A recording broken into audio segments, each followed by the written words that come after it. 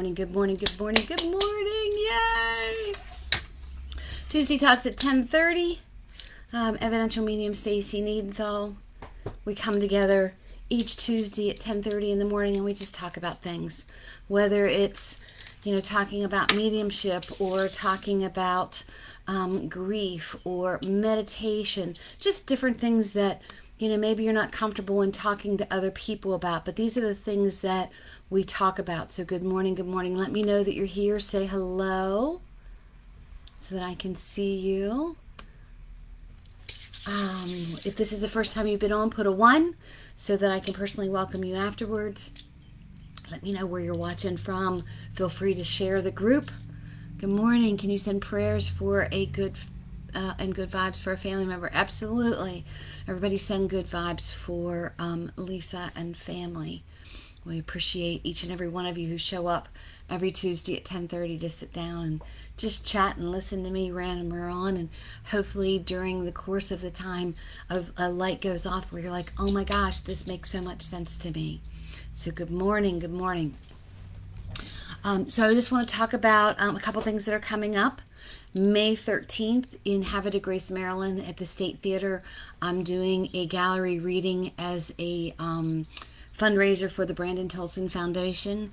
If you're not familiar with the Brandon Tolson Foundation, it is a foundation that helps parents who have lost children. And definitely look up the information on them if you are ever in need or know of someone who is. May 20th and 21st, Bel Air, Maryland. I have 4 privates available and some seats in the intimate group reading on Tuesday. That's the 20th and 21st. June 4th, I'll be at a new venue, the Susquehanna House in Pittston, Pennsylvania. And then June 10th, another new venue, and it's Kismet Epiphany in Fawn Grove, PA. That's going to be an intimate group reading, so there's only 15 seats available. I'm not sure how many are left. So if any of these events are something that you would like to be a part of, go on the website connectingtospiritwithstacy.com, click events or click schedule a reading, schedule an appointment, and all the events will be there and you can just order through there. If you have a problem with that, where the website isn't cooperating, you can go under events on Facebook, or you can message me and I can help guide you in the right direction. So good morning, hello, hello. It's a beautiful morning. I love mornings like this where it's, it's not real hot, but it's not real cold, but you just know summer is coming. Good morning. Hey, Denise, good morning. So today we're going to talk about retirement.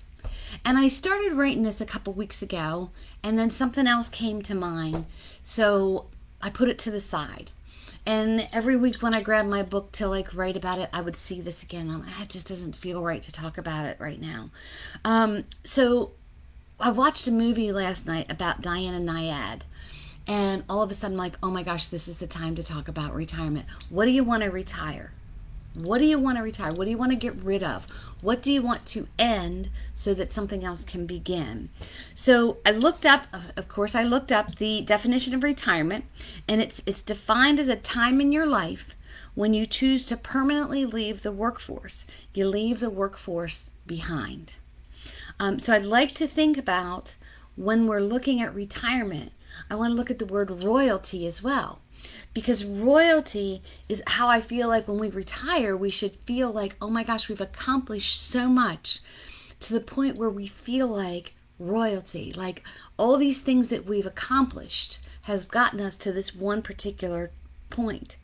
So when I'm thinking about retirement, when I'm thinking about royalty, when I watched this movie last night, the documentary about Diana Nyad, and if you don't know who she is a woman who swam from Cuba to Florida at age 64. And she tried the first time at age 28 and didn't make it. When she tried at age 28, she had a shark cage around her so that she would be protected. But when she tried at age, I think the first time, when she came back, like age 61 was when she tried. She had all these experts and all these people that were helping her with certain things where they knew that sharks didn't like red light, so she would have this red light on, and there was a red trail, and there was a shark detector, and all these things that were put into place for her.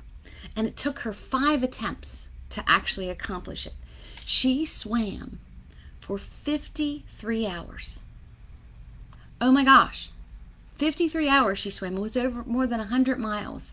The beginning of the documentary is a little slow, but hang with it because it really is good. It was 103 miles, I believe, is what the total, what do you want to call it, destination was. But she finally completed it at age 64. Now she's 74 years old, and she's doing all these talks, and she talks about what it took to get there. So where I'm going to spin back a little bit. So what do you want to retire in your life? If you're retiring from the workforce, great. You know, you've worked hard, you've earned it. But I want you to think about the things that you work against or works against you for you to retire. So these are things like worry, stress, anger, feelings of not being good enough, doing too much.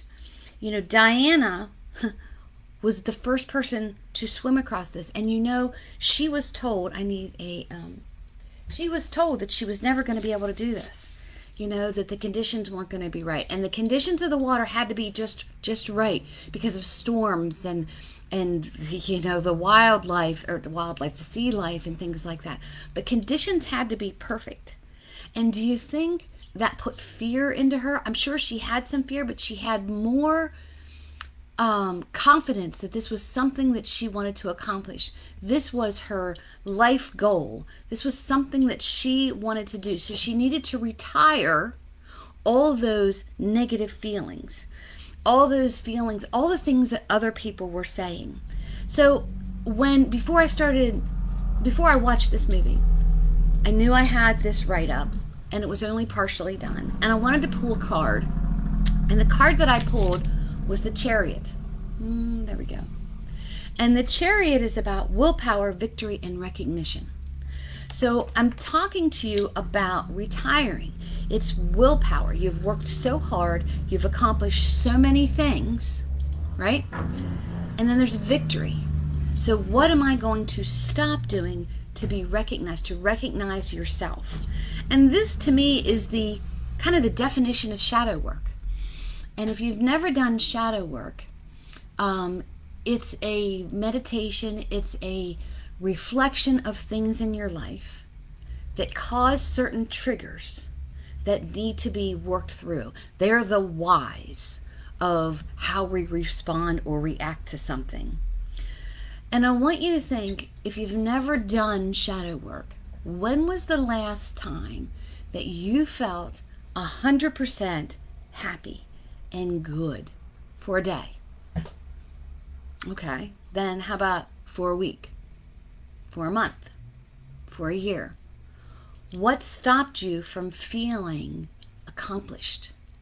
What is in your past? What is in your mind that has stopped you? What's in your heart? Is there fear there because of something that you were told at one time, or a tragedy or a trauma that you went through, that there's this fear that kind of encompasses you, worry, not being good enough, not accomplishing things?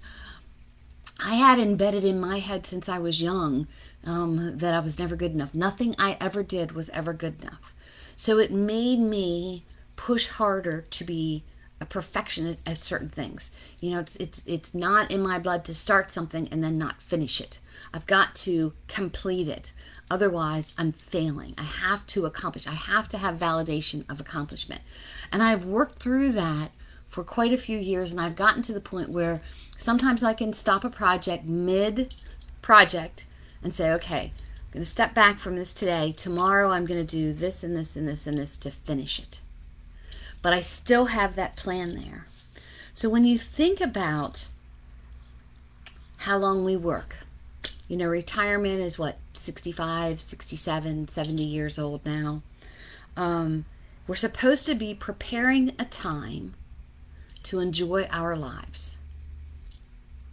So we've worked and struggled all these years to have this moment in time where we can enjoy our lives. It's retirement. And I find it sad that people work in a job that they absolutely hate for so long, they retire and then they pass away. Why work in a job that you hate? And I understand you have to make ends meet, and there are bills and there are things, but you can manifest a position or a job that you enjoy. It's all part of who you are. It's what you make of it. And I remember when my parents retired, and my parents were always busy doing everything. They would square dance, they would travel, they would go to the movies, they would get together with their class with class reunions, and they were both parts of different things in the community, and they would always be busy. But I swear, once they retired, I feel like they were busier, but they were happier. My mom was the queen of gardening. Her backyard was always beautiful. I used to tease her that, once they got the yard to the way that they liked it, then they would move. Take them years and years and years to get the yard the way they like it. Then they'd move because they have to start the project all over again. My mom was the queen of gardening. Her flowers were always beautiful. She was always out in the garden. She had garden shoes, gloves, the whole 9 yards of what the garden should look like. But the only difference was now, not that she didn't enjoy her job, but now she was to the point where she enjoyed the hard work of being in the ground with the dirt, and just enjoyed that. They would visit people, they would do different things, they would travel. So they worked hard so they could retire, so they could enjoy their lives. I don't remember how old my mother was when she retired. I'm thinking she was 64, 65 years old, but she passed at 73. So let's say she had 9 years of enjoyment where she felt like she was the queen. Were there things in the workforce? Were there things in her mind that were around her that stopped her from feeling like royalty, stopped her from feeling good about herself? So what I'm saying is, let's give ourselves permission to enjoy our lives. Let's give ourselves permission to retire from those old thoughts, those old ways of thinking that we're not good enough, or that we're worrying about something, or this is what we have to do. Invite abundance in. What would the perfect retirement look to you? What would you do? And I just want you to, think about it. Pop some stuff up. What would you do when you retired? If you're already retired, awesome. But what would it look like? Come on, let's see some comments. How would retirement, what would the perfect thing for retirement be for you? Would you retire and travel? I would. I would be traveling all the time. That's exactly what I would be doing. You would see me. I would retire, or I would travel. I would make sure I hit, every single state in the United States, and see different wonders of the world. I would, want to help other people in third world countries, or, women who are struggling, or, families who are struggling, to visit with them and have conversations with them. Groom horses. Oh, I love that. I have a friend of mine who just, she's happiest when she's in that smelly barn. Travel. There's another one, with travel. Absolutely. So what's stopping you? What's stopping you from this? So let's retire things that get in our way of having the best day ever, so that when we retire, we can feel like royalty. Let's travel in our minds. Let's groom horses in our minds so that we can visualize how the end result will look, so that we can visualize how to get from here to there. Retire those negative thoughts and bring in new energy. Pray and meditate. That's what I was talking about. Visualizing how it would look. It's doing things for other people. Being of service to other people will bring new energy in for yourself. Reading and opening up the mind. Thinking about, reading about different places in the world to travel. Thinking about different horses to groom. And how, stories about groomers. Stories about people who have traveled and where they've gone and different things that they've heard. Or, you can YouTube it and look at, what are the 10 best places in your state to travel to. And do a day trip and start it.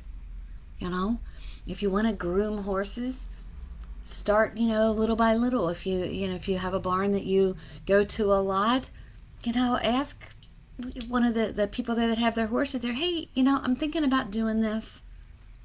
Do you have a groomer? Can I talk to them? Would you mind if I, brushed your horse and talked to your horse? And visualize it.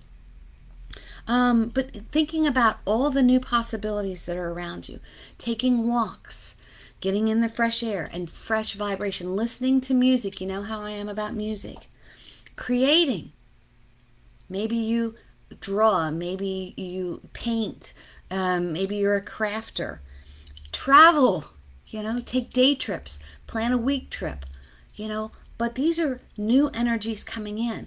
These are retiring the old thoughts of, I can't do things for others because I have to do this. I can't go for a walk because I'm too tired at the end of the day. I can't listen to music because it's going to bother somebody else. Yes, you can. Do it in small bites. You don't have to do it all at once.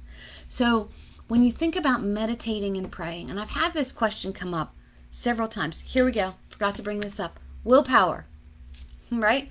Victory, recognition. So getting that willpower in there to visualize what you want to do. So going back to meditation and prayer, there's so many different names for it. You can meditate, you can pray, you can chant, you can visualize. This is all forms of meditation and prayer. And I have a lot of clients come up to me that tell me that they can't meditate. And this has been since day one. Because for some reason they think that they need to be in a quiet space and kumbaya for 2 hours. That they're going to get these great revelations. That they're going to see these bright lights and all these things. And when it doesn't happen, they get disappointed. They think they can just wipe out everything in their mind, have clear thought, and meditate. No, we're human. We sit down to meditate and all of a sudden we're like, oh, I should have lit a candle. Get up and light the candle and you sit back down. Oh, I need a pillow. Get up, get the pillow, sit back down. Don't give up. If a thought comes into your mind, address it and let it go. Have you ever gone to bed at night and you're all nice and comfortable and then you're like, oh man, I have to go to the bathroom. And all of a sudden you kick into being this little kid where you're like, oh, I can hold it until the morning. Well, once you get to a certain age, you shouldn't hold it until morning because it's just not good for you. And all you're laying there and you're sitting there thinking, I had a Tibetan monk tell me your brain is always moving. We just slow it down for meditation. Exactly. We find that rhythm. So what I was saying, when we lay down to go to sleep and then we decide, it pops in our head, oh, I have to go to the bathroom. Instead of like squitching around and I'm just going to go to sleep, I'll be fine until morning. And then an hour later, you're like, oh, for God's sakes. And then you get up and you go to the bathroom. Just address it right away. A meditation is slowing the mind down. It's taking in 3 deep breaths and then 3 more deep breaths. And then 3 more deep breaths. It's slowing the mind down. It's slowing the body down. It's allowing the stress. It's retiring the stress in our shoulders. It's retiring the stress in our minds. And it's concentrating. It's getting in touch with the breath. There are times that I will, with an out breath or an in breath, I will have a word. So that the word that's in my head is not groceries or taking the dogs out or whatever, where I might say peace, peace, or breathe. But it doesn't have to be the 2-hour kumbaya. It can just be 3 slow breaths to get in touch with the breath. There are angel and oracle cards that if you're confused about something, that you can pull a card that will trigger something in your brain to make you think about something and meditate about it. And when you think about something all day, when something's on your mind all day, isn't that a meditation? See, here's this thing that we need to retire, where we think we're not good enough. We think we have not accomplished meditation because we don't walk around in a leotard with the little bells and peace be with you, namaste. No, that's the outside of it. It's where it is within yourself. Okay? So if you have an angel card deck or an oracle card, or maybe tarot is what calls you, pull a card on the situation. Like I was saying, when I finished a reading last night at 9 o'clock, I'm like, what am I going to talk about tomorrow on Tuesday Talks? And so I went to my deck and I pulled this card. And I love that the card is in purple. Third eye, visualize, opening up to the third eye. She's in a chariot. I don't know if you can see it. She's in a chariot. See how her arms are back, where she's just like, it feels like, oh my gosh, I'm just releasing everything. She has all this light that's behind her, right? The horses are up off of the ground, so she feels light. She feels like there's something that she can accomplish. She's that fighter. She's the chariot, for goodness sakes. You go into battle in a chariot. So it's willpower. How much strength do you have? How much will do you have? Where's your power? Here. Speak it. Feel it in your heart. Have the confidence about it. Stand firm with it. Call in the energies that you need to help you. And plant it firmly in the ground. Get grounded with it. And here's the thing. You can or you can't. It's up to you. You will or you won't. It's up to you. I can't say to you, here's what you need to do. Oh my gosh, I can so see you doing this. We procrastinate things because of things that we were told, things in our past, or things that are surrounding us right now, different situations that just beat the crap out of our willpower, because our mind goes all wonky and we have all this stuff floating around in our heads. You know, I'm sure Diane was told by so many people, you can't do this. Oh my gosh, you're 61 years old the second time she tried it. You know, people who surrounded her that she trusted. So if she got into trouble in the water, they would call it off. And even though she wanted to keep on going, she had a coach there that she trusted, that knew her inside and out and knew when it was enough. So we talked about meditating. We talked about what to bring in. We talked about what to retire and what to get out. So I'd like you to think for a minute, if you had a royal title, what would it be? Would you be the Duchess of Do-Gooders? Would you be the Queen of Gardening? Would you be the Princess of Paradise? I don't know. But what would your royal title be? I would want to be the Queen of Traveling. I can't navigate. My husband is the navigator. But I can say, oh, I can so see us being here. I can so see us doing this. What would your royal title be? Because you're your queen's court. You know, you're the person who is in charge of you. And there's different energies, like I was talking about meditation, oracle and angel cards. There are different stone energies that can be around you. There's different books. There's different oils. There's different musics. What do you want to bring into your kingdom, right? So that you can accomplish this. And what do you want to retire? What are the things that are around you that aren't of service to you? We all have those things. All things are possible when you put your mind to it. On this show about Diana, her coach kept saying, how is your mind? And she would say, my mind's good. My mind's good. She goes, tell me about your mind. What's going on in your mind? And she would say, I have this playlist in my mind of, and I don't remember how many songs it was, but they were 4 times, so that when she was stroking, she was singing the song in her head.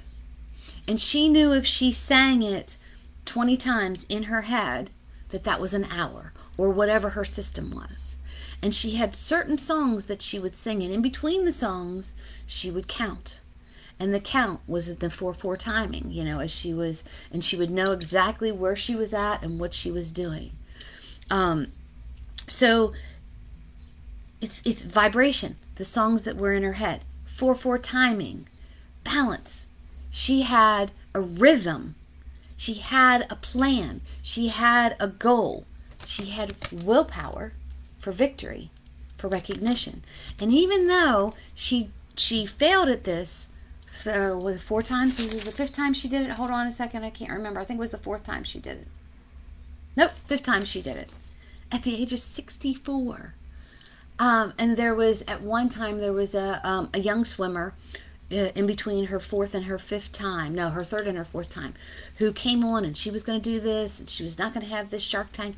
But this was a very inexperienced person who didn't think out all the things that Diana had thought. And because that happened, and the girl failed when she got to a certain point and said she was never going to do this again, it gave Diana this anxiety to do it again for the 4th time, but the timing was not right. She didn't listen to her coach. She didn't listen to her navigation team, and she came up against this huge storm, this huge wave, because she didn't listen to the people that were around her that were there to keep her safe. It was a whole team effort.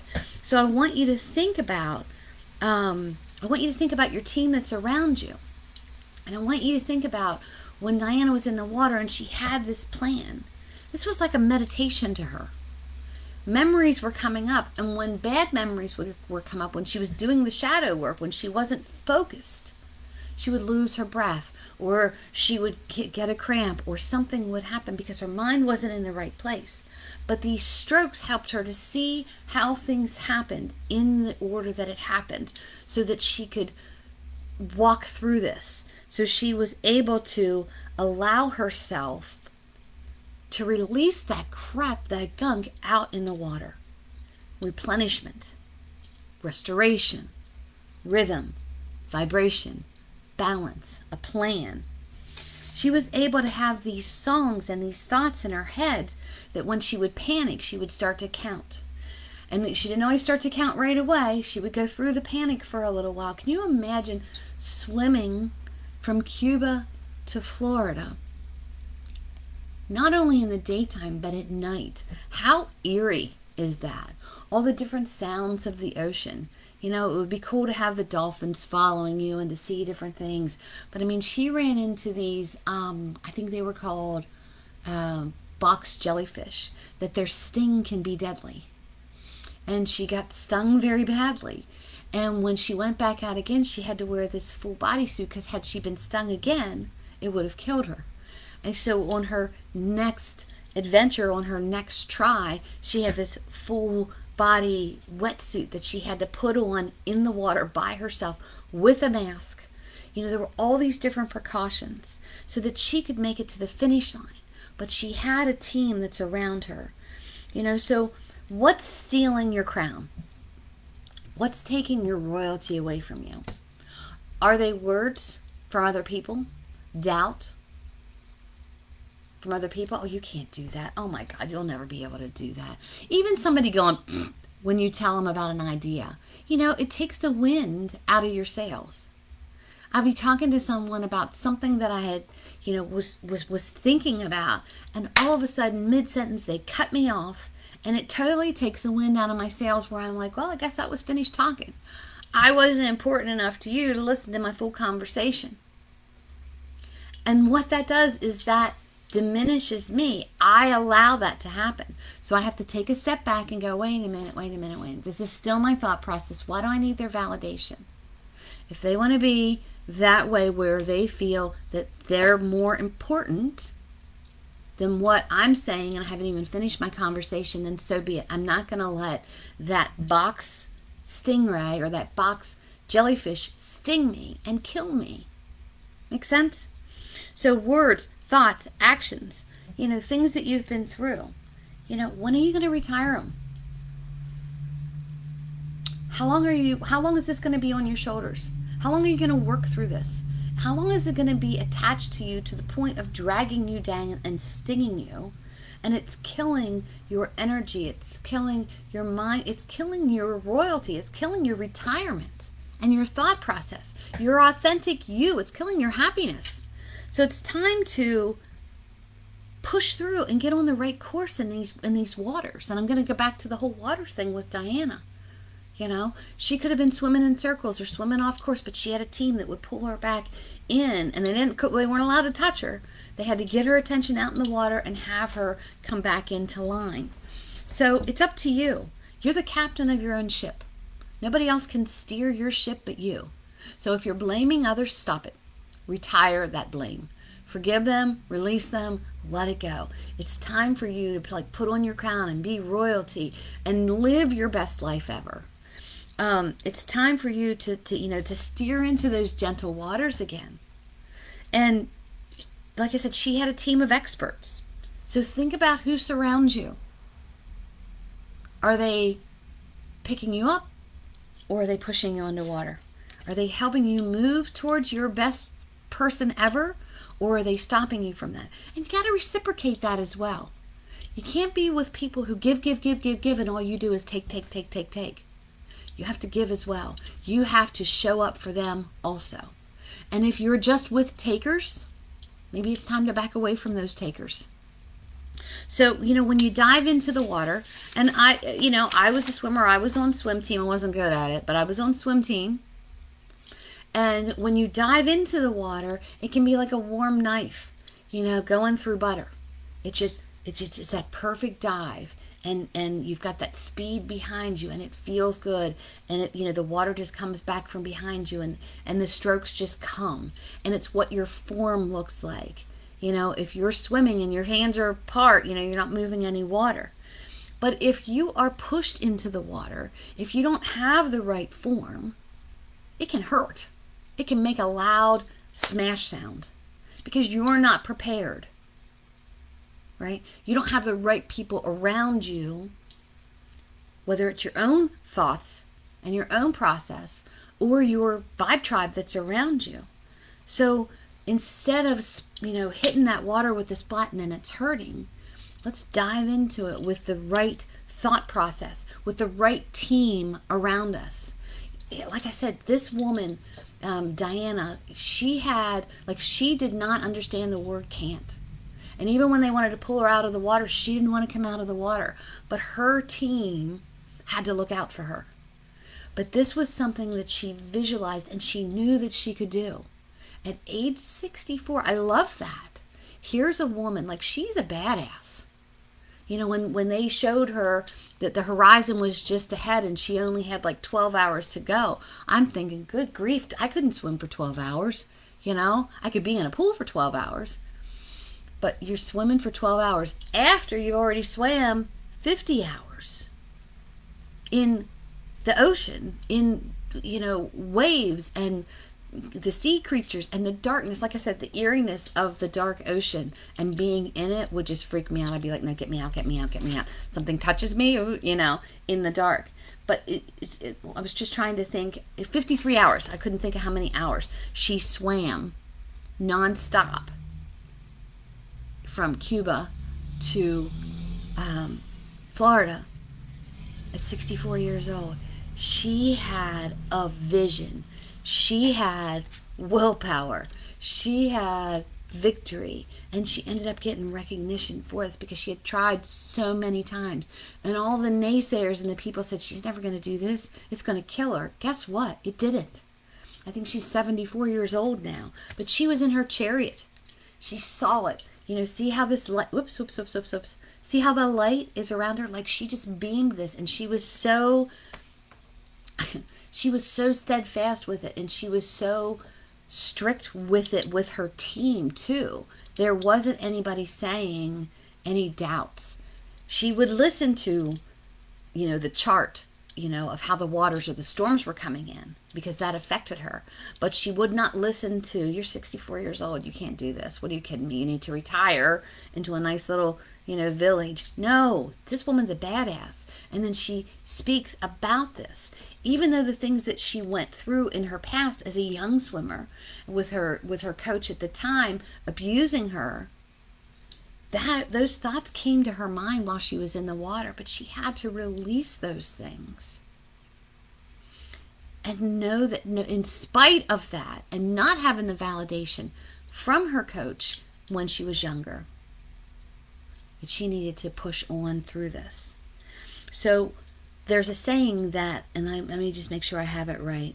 It's not what you're made of. It's the circumstances that surround you. Remember, the same water that boils an egg also softens a potato. It's the external circumstances that boils the potato. It's the internal circumstances that hardens the egg. So thinking about what's internally yours, what's externally not yours, what's affecting you. Living from the inside out, walking through what's in here. You can be a hard-boiled egg, you can be a soft-boiled egg, or you can be a soft potato, right? It's finding your royalty. So in the end, when you retire, all this crap that you don't need anymore, and I'm not just talking about work, right? We all want to retire and be set up nicely so that we don't have to worry about retirement. I have opinions about that, but I'm not going to go there. But I'm thinking of every single day that we live, we work, and it's our willpower. But what's stopping us? What do we need to retire from? Worry, fear, other people's validations. Why do you need that? If you have a taker, in your tribe who just makes you feel like crap, you don't need that. Lift yourself up. Jump into that water like a warm knife into butter and swim away. Get rid of those things that no longer serve you. Replenish yourself. Bring the light in. Let your light shine. You always hear me say, live the life you love and love the life you live. Why do you think I say that? Who at the end of their life wants to die miserable? Hardened. Not having accomplished anything. Sad. And there are people like that. There are people who have burned so many bridges that at the end of the life there's not going to be anybody there. And I know of a few who had that happen to them. But I'm saying to you, don't let that be you. Be of service to others. Live your best life. Get rid of that gunk that stops you. Retire from that. Like, give that worry a diploma and say, out of here. I'm done with you. I'm not going to worry about that anymore. I'm going to put one foot in front of the other and be my best. So, when you live the life you love and you love the life you live and retire all those things that no longer serve you, guess what? Then you can pick up your crown, straighten it, and wear it with pride. Retire with royalty. Put your crown on. Straighten other people's crowns. Don't knock it off. All right? Again, I hope you live the life you love and you love the life you live. If not, you're the only one that can change it. Put your crown on. Retire that old stuff. All right, guys. Thanks so much for joining me today for Tuesday Talks at 10:30. I'm Evidential Medium Stacy Niedenthal.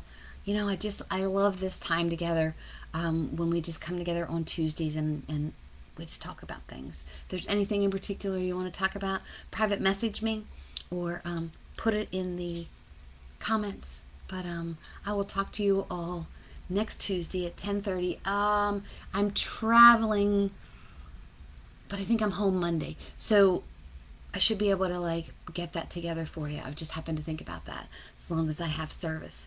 But I'll talk to you all next Tuesday at 10:30. Peace out. I love ya. Royalty, crown, retire all the old stuff, and I'll talk to you later. All right. Bye-bye.